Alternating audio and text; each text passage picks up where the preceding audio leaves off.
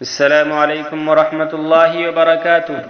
محترم ناظرین، استقبال ہے آپ کا ہمارے یوٹیوب چینل حنیفیہ پر۔ ناظرین گرامی، دارالعلوم دیوبند سے ایک بڑی افسوسناک خبر نکل کر آئی ہے کہ دارالعلوم دیوبند کے مایہ ناز استاذ حدیث و نائب محتمم حضرت مولانا عبدالخالق سنبلی صاحب زید مجدہم شدید بیمار ہے۔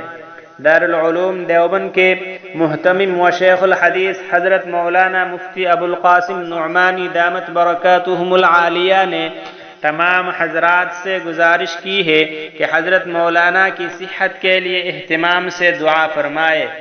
ہم اللہ رب العالمین سے دعا کرتے ہیں کہ اللہ تعالی حضرت کی بیمار کو شفا عطا فرمائے اور حضرت کے سایہ کو ہم پر تا دیر باقی رکھے، آمین۔